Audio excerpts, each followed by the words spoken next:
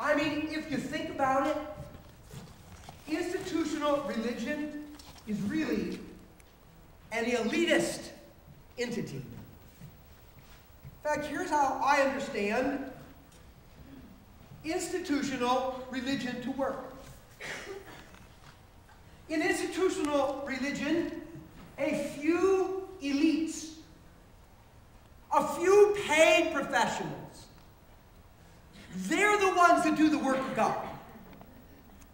They're the ones who, because of their peculiar interests, because of their formal training, because of their unique mix of gifts, because of their spotless moral resume, have really climbed the ladder to elitehood. And they're the ones that can make a difference in the world. They're the ones who can do work for God. They're the ones that can be the spiritual catalysts. And the MOPs, no, not mothers of preschoolers, masses of ordinary people. The masses of ordinary people defer to the elites. They cheer on the elites because the elites are the ones who really are out there doing powerful stuff for God. And it doesn't matter what kind of institutional religion you look at, there's always this form of structure. There's the average Janes and average Joes who kind of are just there, and their job is to support, fund, and applaud the elites who are so special they could change the world for God. I think that this structure, this culture, is one of the reasons why the church has been largely incapable of attracting dreamers and visionaries. Because they look at a structure that says, unless you jump through hoops and climb the ladder and you're a unique person, then unless you're that, you can't really do anything substantial or powerful in the name of God to change the world. So they say, I'll just do it somewhere else. Jesus shows up on planet Earth and he sees institutional religion everywhere, including entrenched in a body of people that are supposed to know him. And Jesus blew this understanding to smithereens. In fact, what he did is he stood it right on its head. And he said the Jesus movement looks like this. There's a few people that we call leaders. And in the Jesus movement, they're servant leaders. And their job is to empower the masses of ordinary people so that masses of ordinary people can go into the world and do something extraordinary. In the movement of Jesus, it's not an elite few. It's the power of everybody unleashing who they are and what they have in a world that changes the world. You see, people who are swept up in the Jesus movement understand that being able to have influence, being able to have impact, being able to do the work of God, being a spiritual catalyst is not a matter of having formal education. It's not a matter of having a certain rare mixture of gifts. It's not a matter of having some morally spotless resume. It's a matter of being empowered by Almighty God. And having that God so use every little thing we do that those little things end up changing the destiny of the world one person at a time. When the Jesus movement first got started, God used some of his people to make it clear this is how it works in the Jesus movement. In fact, Peter, when he was trying to explain how this whole thing got started, he quoted from the scriptures and said, in the last days, that's these days, they've been going on for 2,000 years, God says, I will pour out my spirit on who?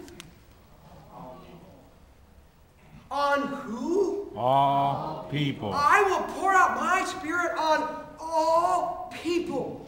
Your sons and daughters will prophesy. Your young men will see visions. Your old men will dream dreams.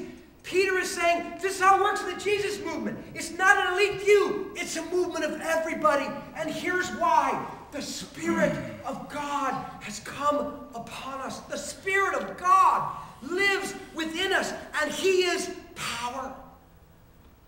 And He takes anything and everything average Jane and average Joe has to offer, and somehow He supercharges it with His own divine activity to transform other people and change the world.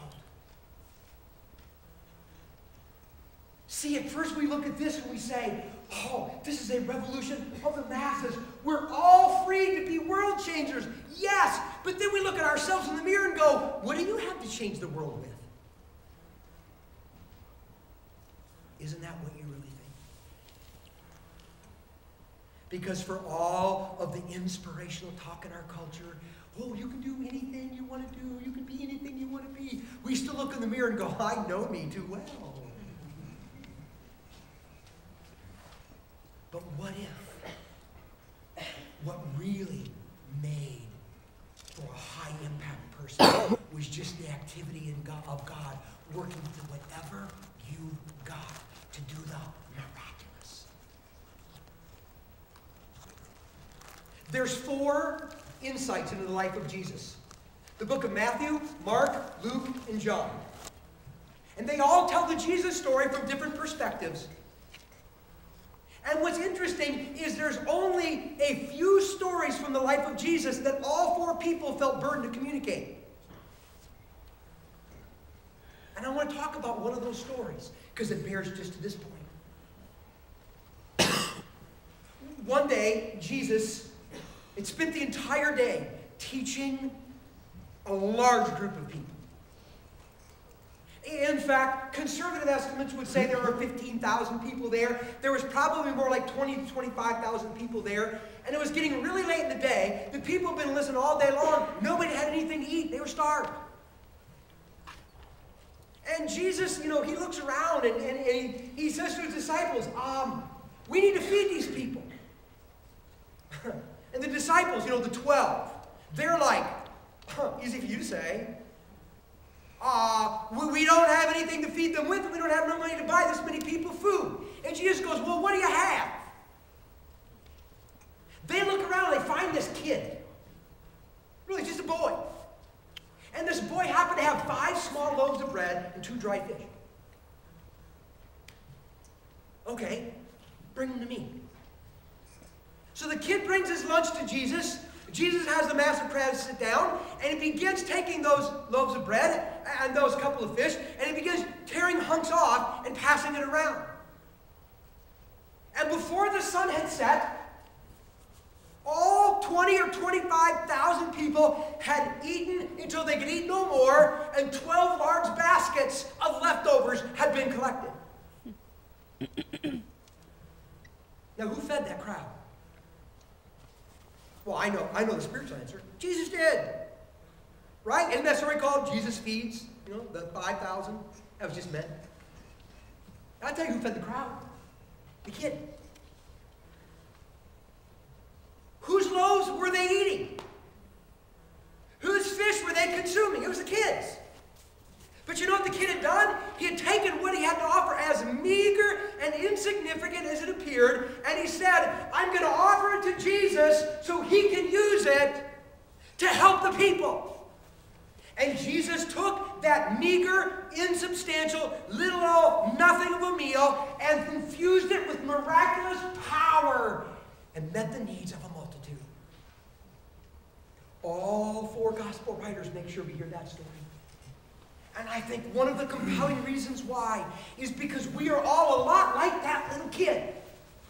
And we look at what we have, and we look at the need of the world, and we say, what is this amongst so many?